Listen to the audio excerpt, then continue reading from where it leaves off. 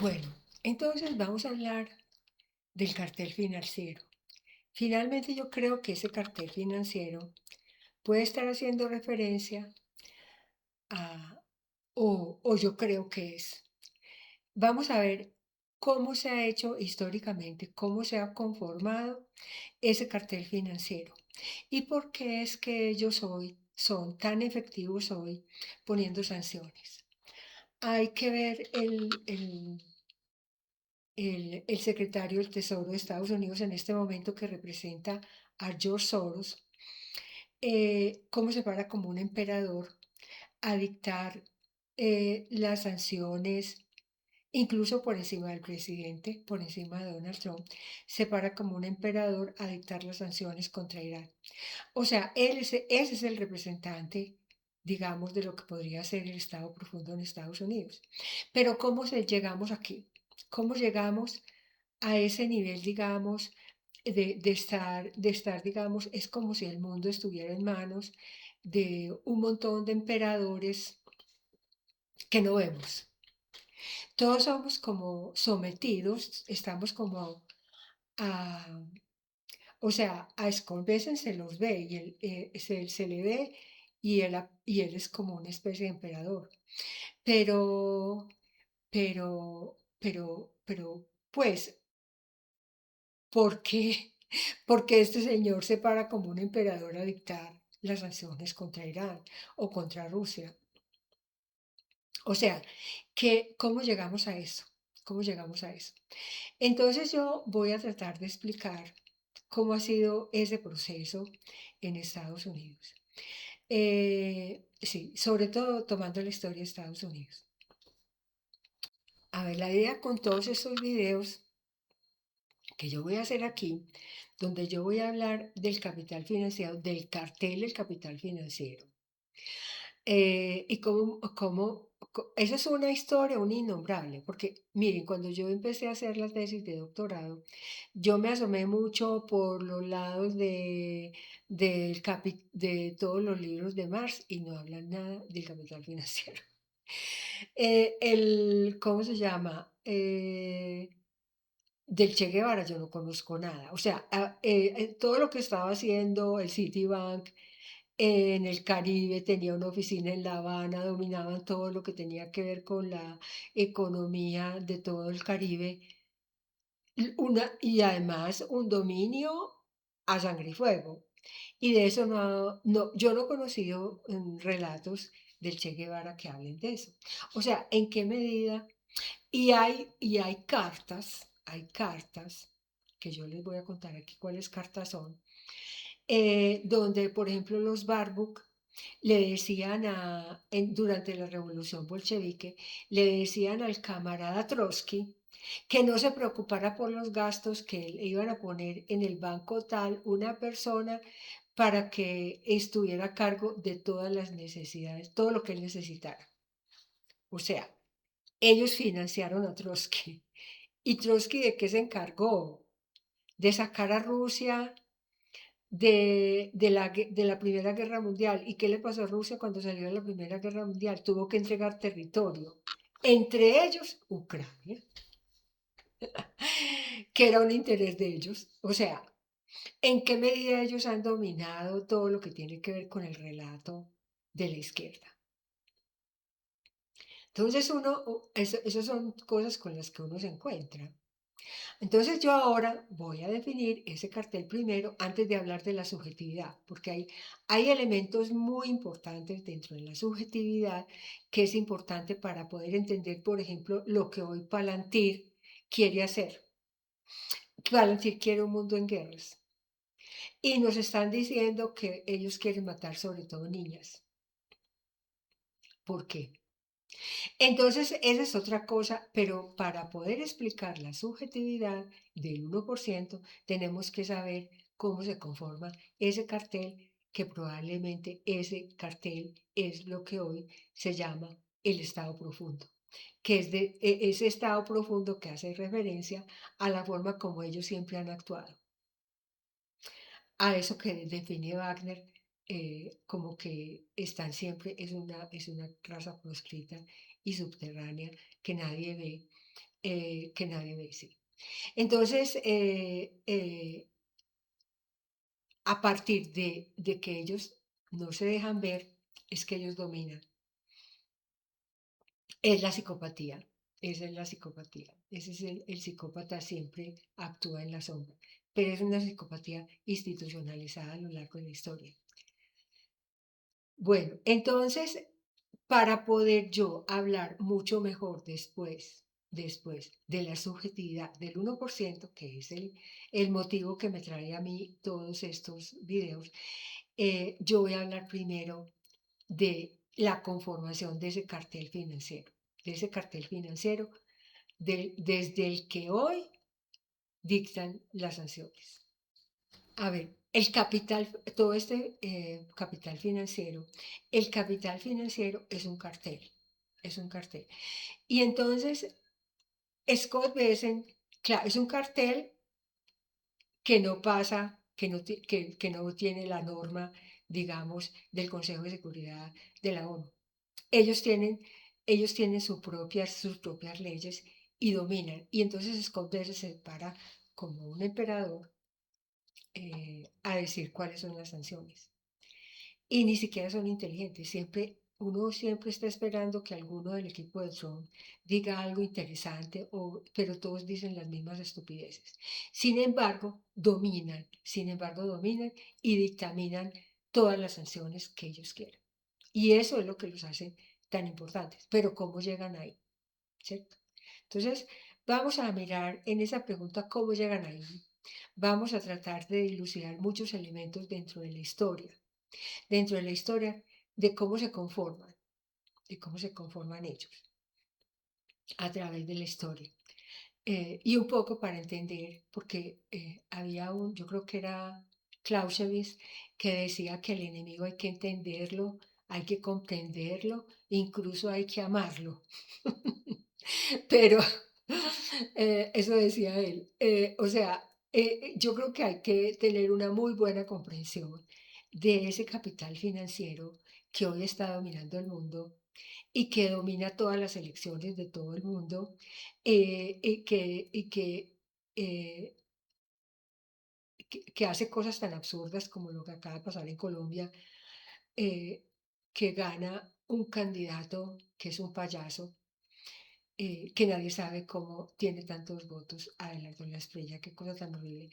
Y cómo gana él, yo creo que eso es obra de todo ese poder oculto, pero tenemos que entender muy bien cuál es ese poder oculto y cuál es la verdadera historia, porque si hay algo que ellos ocultan, es su verdadera historia. Y yo les voy a mostrar por qué sucede eso y cómo sucede.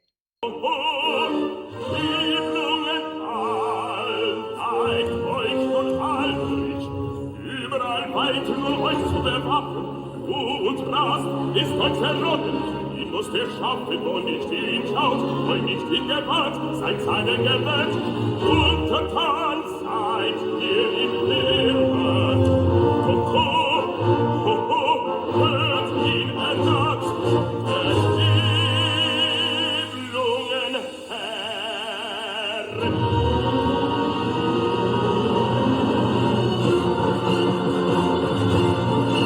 Bueno, yo les dije que iba a echar mano de las óperas. ¿Por qué? Porque es que en las óperas, por ejemplo, Wagner habla de ese estado profundo. Por ejemplo, y a través de qué? De los nivelungos. Los nivelungos de Wagner, así digan que son, que le expliquen a uno que son de la mitología y qué sé yo, porque es que esta gente que conforma el estado profundo dominan hoy la inteligencia artificial. O sea, lo que ustedes buscan en Google lo tienen que tomar con pinzas. Yo les voy a mostrar cómo Google manipula la información y por eso uno tiene que confrontar lo que dice. Hay resúmenes muy buenos que hace Google, pero, pero la IA de Google, pero hay cosas que no. Y ellos ocultan cosas que son claves para que la gente no entienda nada. Bueno, entonces uno de los que habló de ese estado profundo y que los llamó los Nibelungos fue Wagner. Wagner tiene una serie de óperas, los que no han visto las óperas de Wagner, Wagner tiene unas óperas, una serie de óperas que se llaman El Anillo del Nibelungo. Y hay una ópera, y el anillo del Nibelungo que representa en las óperas, el anillo del Nibelungo representa el oro del Rin. Yo creo que ese oro, que esa metáfora que utiliza Wagner al oro, hablando del oro del Rin, representa para Wagner eso que tuvo que hacer Bismarck cuando Bismarck gana la guerra franco-prusiana, logra unir a todos esos estados y a todos esos ducados y a todos esos reinados que hablaban alemán y conforma el imperio alemán. Entonces, ese imperio alemán tenía un banco central y resulta que Bismarck le tiene que entregar a los judíos, a la banca judía, le tiene que entregar. ¿Y por qué se la tiene que entregar? Muy probablemente para que no le hicieran guerras, para poderles dar una participación ahí en el nuevo imperio, en el nuevo imperio alemán, darles esa participación. Bismarck tiene una biografía que son varios tomos y en esos tomos no habla del imperio alemán, no habla del banco alemán, del Reichsbank, no habla de ese banco, porque es muy probable que él haya tenido que hacer eso sin querer y que eso, sí, que haya tenido que hacer eso sin querer y definitivamente ellos, en el Reichsbank era de la banca judía, sobre todo estaban ahí los Rothschild y los Barbos.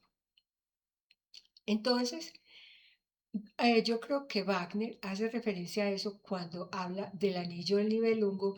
El anillo del Nibelungo es un anillo de oro que representa el oro del rey. Yo creo que ese anillo representa el oro del Reichsbank, del Banco Central del Reichsbank, porque muchas de las cosas que pasaron en esa época están ahí.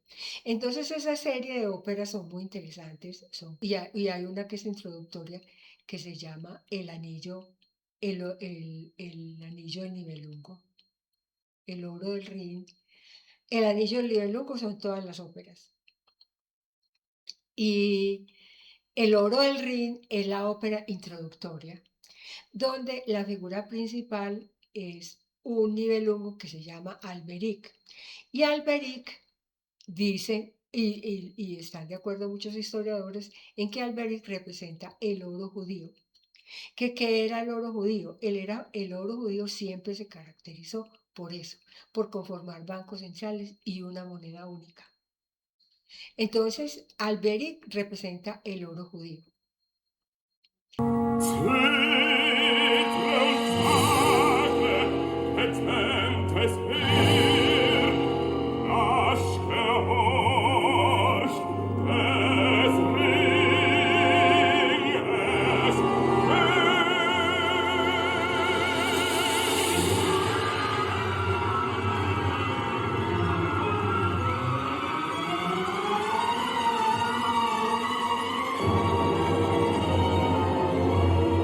El oro judío, y entonces Alberic, hay otra de las cosas que tiene interesante Wagner, es una cosa que también de alguna manera la trae a Rigoletto. El que fue donde yo trabajé el tema de la religión, yo puse el Mefistófeles de Rigoletto. Rigoletto fue un revolucionario, él luchó junto a Garibaldi con con todas esas luchas revolucionarias italianas al lado de Garibaldi, ahí estuvo Rigoletto. Por eso Rigoletto cuando él participa incluso como libretista, es un revolucionario. O sea, eso siempre va a ser una cosa que va a caracterizar a Rigoletto. Y en este Mefistófeles de Rigoletto que yo pongo, o sea, las óperas de alguna manera han hecho referencia y es muy interesante como el Fausto de Goethe, el Fausto de Goethe, las óperas aparece siempre cada vez que el capital financiero está en auge, aparece una ópera referida al Fausto de Goethe. El Fausto de Goethe, tanto el Fausto de Goethe como Wagner, se preguntan, la pregunta es, ¿qué lleva a una persona a querer ser dueña del mundo? O sea, ¿qué hay en el fondo de alguien que quiere ser dueño del mundo? Entonces, por ejemplo, en el Fausto de Goethe aparece la figura de Margarita, donde el Fausto, digamos que es la relación de Fausto con lo femenino, con la mujer, y en donde aparece esa relación confusa que Fausto tiene con la mujer, incluso con el deseo de la mujer. Y entonces Fausto tiene, cuando tiene una mujer, digamos, real, él se enreda con eso y en la obra de Goethe, eh, en Margarita, que tiene un hijo soltera, es Mefistófeles el culpable, digamos, de la desgracia de Margarita. Pero ha habido distintas interpretaciones en las óperas de ese evento. Pero lo más interesante es que todo el mundo tiene la idea, es que todos tienen la idea. Incluso eso lo va a plantear ingenialmente, digamos, Arrigo Boito, como todas las cosas de Arrigo Boito que son geniales. Él va a plantear eso, esa relación con la mujer de Fausto. ¿Qué quiere decir? Que después Freud va a hablar de los conflictos castratorios que tiene alguien que quiere ser, que hace pacto con el diablo para ser dueño del mundo. En el siglo XIX la gente creía que los Rothschild y toda esta gente que era supremamente poderosa y que incluso hacían su dinero a partir de la guerra, que todos ellos tenían pacto con el diablo. Y entonces la pregunta es, ¿por qué alguien hace pacto con el diablo? Entonces, en el Fausto de Goethe es ese conflicto que tiene con Margarita y con Helena de Troya, que es la mujer idealizada. Entonces es una mujer real con la que él no se puede relacionar y es un fracaso y es un dolor para, digamos, que sí es un fracaso para Fausto. Y la otra que es la idealizada, que es Helena de Troya. Entonces esas dos figuras de alguna manera están hablando y a lo largo de la historia eso se va a ver y eso lo vamos a trabajar. Yo lo voy a trabajar muy bien en otros videos donde yo voy a hablar específicamente de ese proceso de la élite del 1% que tiene que ver con los conflictos de identidad sexual. Entonces yo voy a hablar justamente de eso y voy a utilizar mucho las óperas. Entonces, por ejemplo, Wagner en Las Valquirias habla de eso, de esas relaciones que tienen que ver con relaciones incestuosas, que tienen que ver con relaciones, digamos, dentro de la misma familia, que tienen que probablemente, porque ellos se preguntaban, Wagner incluso se pregunta en uno de sus escritos, ¿qué es lo que nos lleva o por qué esta gente llegó a tener tanto poder? Entonces esa pregunta, por ejemplo, ellos creen que puede ser a través de las relaciones familiares. Hay una figura en las Valquirias que a mí me encanta, que es la diosa del matrimonio. Pero de eso vamos a hablar después, y justamente porque eso aterriza ahí en ese mundo. Entonces, en Wagner hay una serie de óperas. Entonces, una ópera se pregunta por esas relaciones familiares que llevan probablemente que probablemente llevan a que los nivelungos, que para ellos, que yo creo que representaban a los Rothschild y a toda la banca judía, que los nivelungos tengan tanto poder. Entonces, en las Valquirias, él trata de responder esas preguntas. En Sigfrido, que es otra de las óperas de Wagner, yo creo que él Sigfrido representa ese nuevo imperio alemán, que era muy buen guerrero, pero que era muy ingenuo. Y él ahí hablaba de cómo a ese imperio alemán los Nibelungos le iban a enterrar el cuchillo por la espalda, como realmente ocurrió, como realmente ocurrió. Y luego está el ocaso de los dioses, donde definitivamente los Nibelungos matan a Sigfrido. En el ocaso de los dioses, Wagner tenía un final donde Sigfrido y la diosa de la guerra, que yo creo que representa a Bismarck, eh, salvaban a todos los nivelungos. Pero yo creo que después de que aparece el Reichsbank y Wagner le tiene que entregar el Reichsbank a los judíos, entonces Wagner cambia el final. Entonces, esas óperas de Wagner son óperas que uno se las tiene que ver, son muy largas, porque son de 2 horas y media. La primera es de hora y media, que es como introductoria, donde él plantea, y es la última que él hace, donde él plantea quiénes son los nivelungos y cómo todos esos nivelungos van a marcar todas esas óperas que él hace. Si en el ocaso de los dioses es la traición de los nivelungos, yo creo a todo lo que representaba eso que había hecho Bismarck, que era la creación del imperio alemán. Bueno, entonces vamos a tomar ese pedazo. Y hay un elemento que tanto Arrigo Boito lo trabaja como lo trae, como Wagner, que es que esta gente está siempre en la sombra. Ellos nunca hacen nada de frente. Ellos todo lo hacen sin que nadie se dé cuenta. Lo hacen de manera, o sea, como trabajan los psicópatas, que los psicópatas siempre están en la sombra. Un psicópata, un psicópata es muy importante cuando hay un psicópata, a los psicópatas hay que denunciarlos, hay que ponerlos en evidencia, porque ellos generalmente cuando están en la sombra hacen mucho daño. Entonces, una de las cosas es como esa psicopatía que tiene el 1%, donde ellos todo lo hacen en la sombra, todo se hace en la sombra, nunca se hace nada de frente. Entonces, por eso vamos a tener ese pedazo de Wagner donde él habla precisamente de esa invisibilidad que los hace tan poderosos y que precisamente esa invisibilidad ellos lo utilizan para dominar, para esclavizar, para dominar el mundo.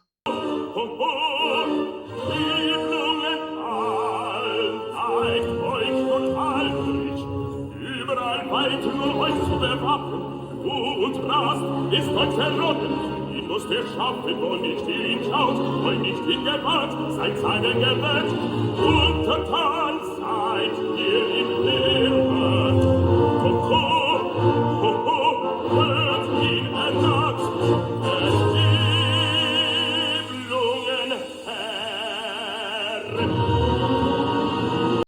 Bueno, cuando yo hice la tesis de doctorado, me encontré con una cosa que era como un innombrable.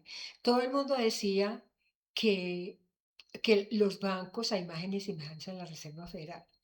Y yo no entendía y ningún profesor me sabía decir por qué. El Banco de la República de Colombia, los historiadores nunca hablan de eso, simplemente lo dicen como un hecho, como si fuera un acto de fe, que el acto, que el Banco Central de Colombia es un banco a imagen y semejanza en la Reserva Federal, pero nadie sabía por qué. Entonces yo me encontré con un periodo dentro de la historia de Estados Unidos que se llama la diplomacia del dólar. Y la diplomacia del dólar son una serie de denuncias que hubo en el Congreso de Estados Unidos sobre lo que hacían banqueros y militares por todas las repúblicas del Caribe. Hay un militar ruso que habló de que esa era la diplomacia de las cañoneras. Y sí, el expresidente de Ecuador dijo una vez que a él le parecía que no era la diplomacia del dólar, sino la dictadura del dólar. Y también, ¿cierto? Pero lo cierto es que esa fue directamente no solo la diplomacia del dólar, la dictadura del dólar o la diplomacia de las cañoneras, como dice el Nikolai Patrushev, el militar ruso, sino que también es la diplomacia o la dictadura que empezaron a implantar con con los bancos centrales. Entonces era la imposición del dólar y los bancos centrales.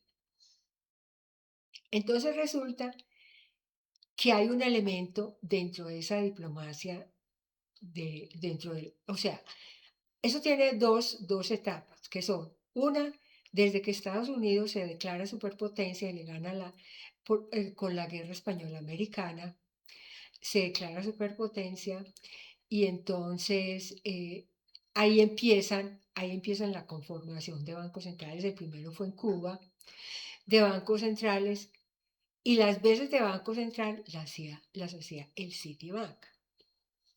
Entonces, eso es otra cosa que todo el mundo dice. Eso estuvo al cargo del Citibank y nadie explica por qué. Entonces es una cosa que no se entiende, o pues que es como bastante extraña. Entonces, que uno viene a entender como con el tiempo. Entonces, el Citibank hacía en ese primer periodo entre que Estados Unidos se declara superpotencia con la Guerra Española Americana eh, y la Primera Guerra Mundial, los bancos que se fundan en esa época, los bancos que se fundan en esa época, son bancos eh, que los bancos centrales que hacían centralizaban la economía de un país, lo endeudaban y a partir de la deuda se apropiaban de los recursos naturales de ese país. Entonces, eso era muy importante. O sea, el Banco Central tenía fundamentalmente esa función. Entonces, hay elementos muy importantes. Por ejemplo, había tres bancos en la sombra que estuvieron detrás de toda esa conformación, de lo que tuvo que ver con empezar a conformar bancos centrales, que era el Banco de Inglaterra, que no era de Inglaterra, sino que era el Banco de los Rothschild. En 1696 creo que se funda. En esa época, porque es muy importante que lo tengan en cuenta, porque Franklin Delano Roosevelt, cuando se enoja con esta gente en el discurso inaugural en 1933, porque él los acusó directamente de la Gran Depresión de 1929, él los llamó cambiadores de dinero y todo el mundo entendió que eran ellos, porque cuando ellos empezaron en el Banco de Inglaterra eran cambiadores de dinero. Ellos se consolidan como banqueros internacionales a partir de que el rey Jorge III contrató mercenarios para las guerras de la independencia de Estados Unidos, para luchar en contra de los colonos que habían migrado a Estados Unidos y que se rebelaban, que ya no querían depender más de la corona británica. Entonces ellos se rebelan y el rey Jorge III no quiso luchar con sus propios soldados, sino que contrató mercenarios. Para la contratación de mercenarios utilizó el banco Banco de Inglaterra, que era el Banco de los Rothschild. Y ahí los Rothschild, ellos se transforman o se conforman como banqueros internacionales, porque esas transacciones de convertir mercenarios, de contratar mercenarios, eran muy complicadas en esa época, imagínense. eh, si hoy son complicadas, que existe en aquella época era todavía peor, eran muy complicadas y entonces ahí ellos se matriculan como banqueros internacionales. El otro banco era un banco que era también de los Rothschild, donde la figura más prominente ahí era Alfonso Rothschild. Vamos a ver, Alfonso Rothschild va a ser una figura muy importante, que siempre ha estado en la sombra. Y la otra, y el otro, ese banco de Francia, que él estaba atrás del Banco de Francia, el Banco de Francia a partir de que se funda, del golpe de Estado de Napoleón en 1900. Entonces ahí se conforma el Banco de Francia. Y el otro banco era el Reichsbank, que es el banco que Bismarck les tiene que entregar a la banca judía para que no le hagan guerras, para que no estén tratando de confabular contra ese nuevo imperio alemán que él había formado con la guerra franco-prusiana. Entonces, esos son tres bancos que ya existían. Ahora, en la diplomacia del dólar, entonces empieza antes de que Estados Unidos se declara superpotencia, antes de la guerra española-americana, hay unos elementos que hay que entender muy bien para poder entender por qué el Citibank fue el que se encargó, porque esa es otra de las cosas que uno no entiende. O sea, le dicen a uno, no, es que era la diplomacia del dólar y el Citibank hacía las veces de Banco Central. ¿Por qué el Citibank? Entonces resulta que el Citibank era porque en toda esa diplomacia del dólar era muy importante los intereses petroleros. Y entonces ahí había un cartel conformado por quienes, por Jacob Schiff, que representaba la banca judía. Jacob Schiff era de, de una, de un banco de inversión muy importante de esa época, creo que era banco de inversión, que se encargaba de muchas cosas que tenían que ver con la bolsa, que era Kulov, yo les pongo aquí no. Entonces entonces era Jacob Schiff, Stillman, que era aquí se los pongo los tres. Stillman que venía que era del Citibank, pero el Citibank tenía como principal accionista ¿a quién? El señor John D. Rockefeller. John D. Rockefeller, petrolero muy importante, era el que era más importante, digamos. El Citibank era de John D. Rockefeller, era el principal accionista. Y el otro gran importante ahí era el hermano de John D. Rockefeller, que era William Rockefeller. Esos tres. Había otro que tenía que ver con los ferrocarriles, pero ese no fue tan importante. Y de esta tríada, el más importante era Jacob Schiff. Jacob Schiff se considera que fue el cerebro de la revolución bolchevique y que fue el que ordenó a matar, que ordenó la muerte del zar y su familia. Era un sanguinario, era un tipo arrogante y sanguinario. Ahora, antes de seguir, yo voy a definir los periodos de Estados Unidos. Yo me voy a referir a los periodos globalistas y soberanistas de Estados Unidos. Estados Unidos, para definir, digamos, lo que es el globalismo y el soberanismo, yo me voy a referir a la historia de Estados Unidos y para eso voy a utilizar este cuadro. Bueno, en este cuadro donde yo defino mandatos presidenciales, guerras y crisis económicas para definir la historia de Estados Unidos y resumirla en un cuadro. Porque guerras y crisis económicas, porque Estados Unidos ha sido una república que se ha conformado a partir de la guerra y de la especulación. Pero cuando había esas guerras y los nativos estadounidenses, digamos, se tenían que desplazar a otros lugares porque ellos perdían, digamos, donde estaban y se tenían que pasar a otros lugares, pasaban a resguardos, donde estaban en otras tierras diferentes. Entonces, esas tierras que quedaban donde los nativos se pasaban a otro lado eran objeto de especulación. Y entonces, así se conformó la República estadounidense. Bueno, entonces en este cuadro, donde yo resumo la historia de Estados Unidos, en mandatos presidenciales, guerras, crisis económicas, y es que tienen que ver con la especulación, que ha sido parte, digamos, muy importante de la República estadounidense. Entonces yo lo divido por periodos. El primer periodo es un periodo globalista. ¿Por qué?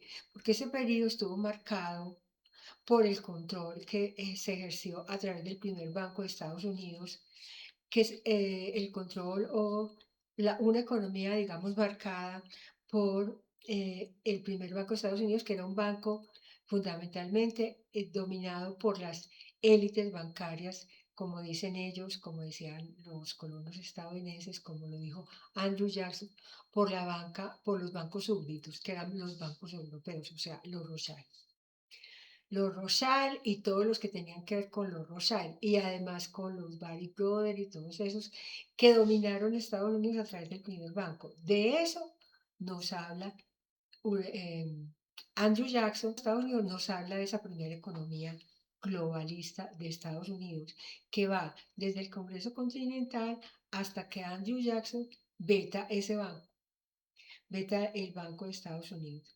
Bueno, el segundo periodo es un periodo soberanista que empieza con Andrew Jackson y termina con Ulises Grant en 1870 y 70.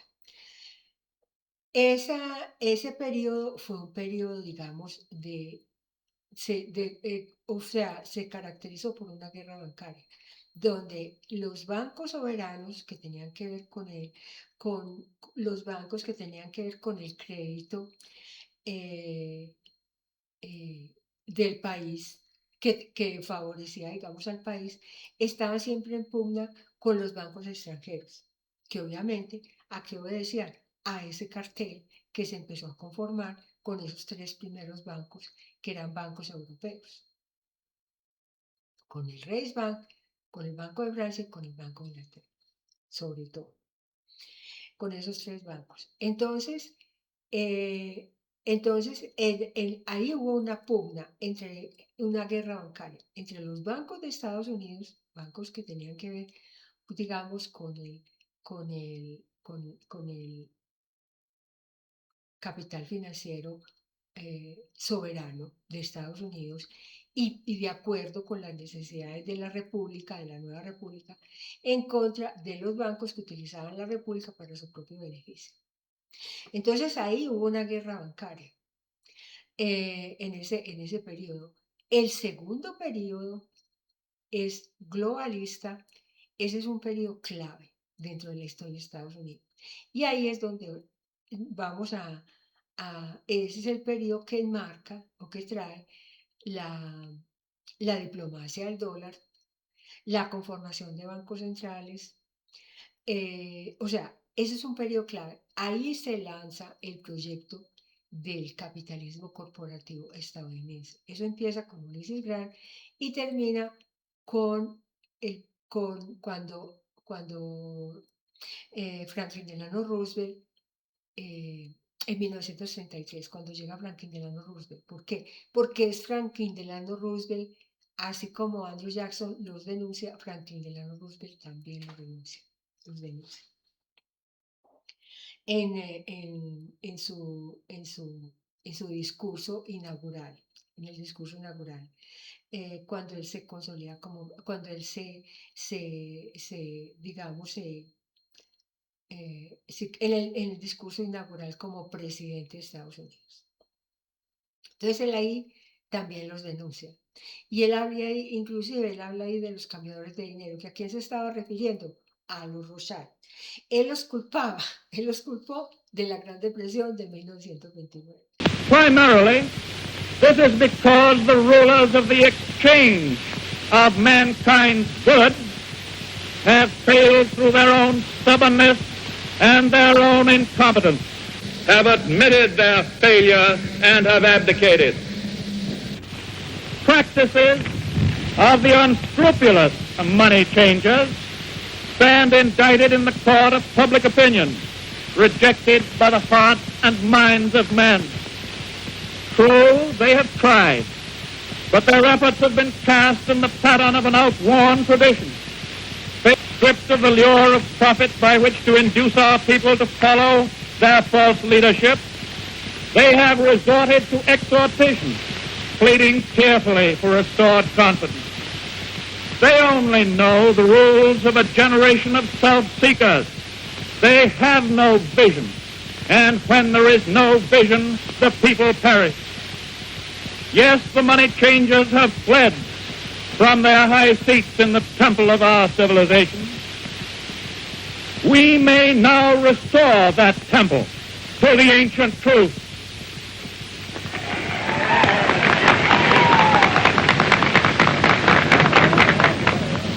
The measure of, and there must be an end to a conduct in banking and in business which too often has given to a sacred trust the likeness of callous and selfish wrongdoing. Restoration calls, however, not for changes in ethics alone. This nation is asking for action, and action now.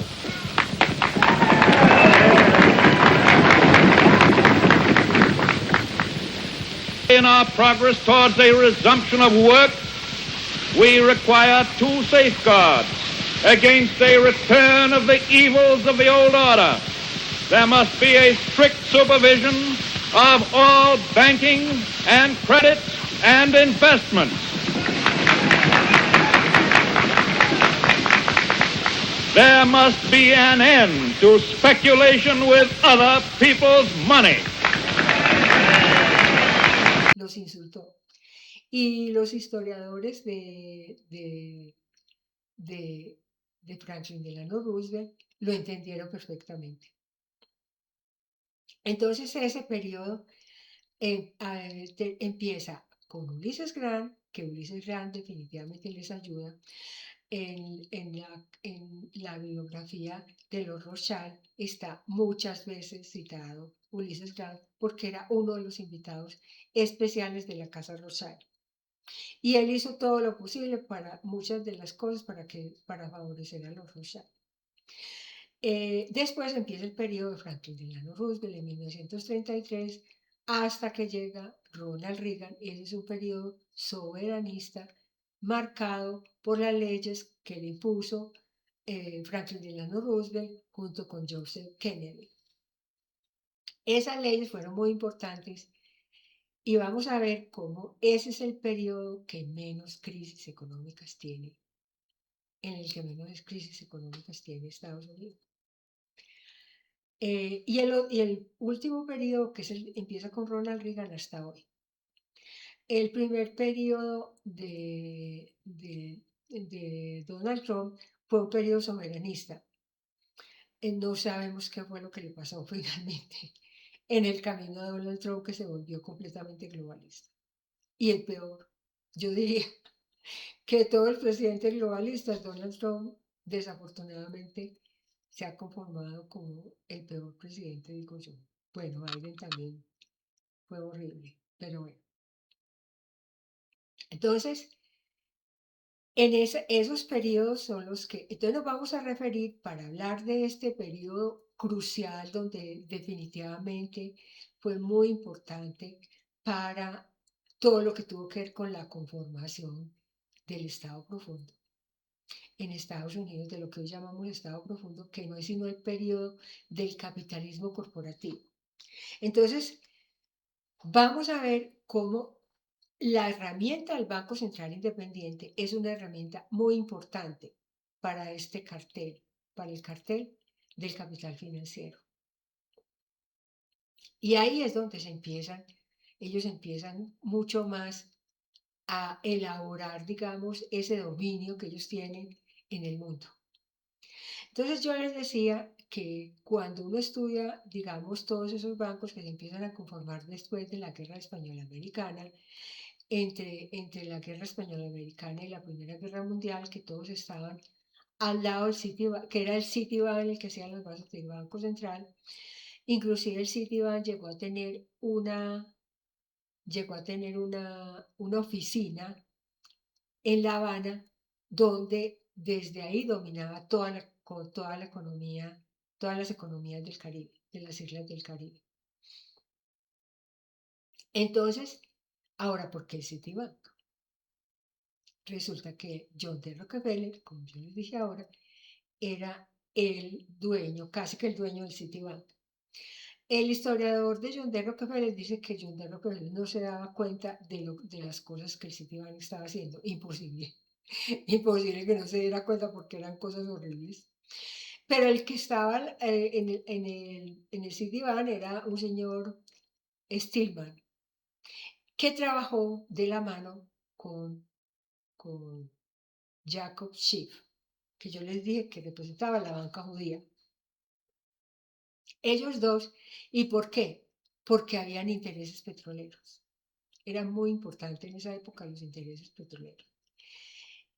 Entonces, esa es otra de las cosas con las que uno se encuentra, que le dicen a uno que en realidad el mundo o los intereses petroleros fueron sobre todo más importantes en el siglo XX. Pero yo les voy a mostrar que eso es mentira. Que desde principios del siglo XIX había un interés muy importante en el mundo por esta gente, por los mismos que adelantaron bancos centrales y reformas de las economías. El interés de ellos más importante era el dominio de los países, porque lo que ellos necesitaban era el dominio de las economías y sobre todo el dominio de los recursos petroleros. Entonces, por eso, el Citibank. El Citibank era, ellos querían dominar las economías para endeudar los países y a partir de la deuda controlar los recursos naturales de los países.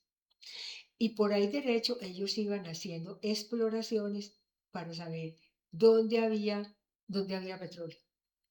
Entonces, por ejemplo, en Colombia hubo una guerra que era la guerra de los 1000 días. Se aprovechó la guerra de los 1000 días para ellos poder hacer un mapa de todas las regiones colombianas donde había petróleo.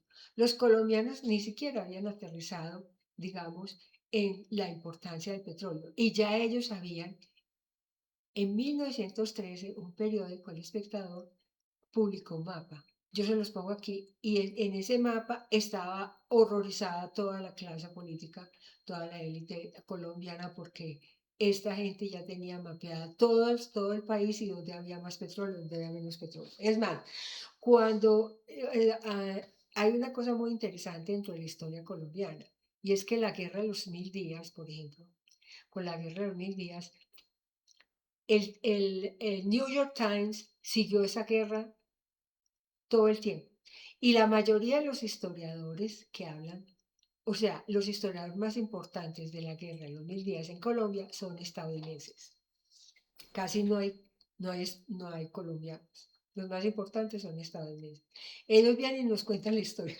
No solamente mapearon el país, se llevaron el petróleo, sino que siguen controlando la historia de la guerra de los 1000 días para que nosotros no nos demos cuenta cómo fue ese proceso de dominio y aculturación del país. Entonces, en la guerra de los 1000 días ellos hicieron todo el mapa. Y vamos a ver, por ejemplo, entonces cuando uno lee, por ejemplo, cuando uno lee El Titán, que es una biografía yo les pongo aquí la cita completa, de John D. Rockefeller, ahí aparece que hubo un actor muy importante en 1880, que fueron los Rothschild, donde empezaron a descubrir el petróleo. Pero la cosa es mucho más importante.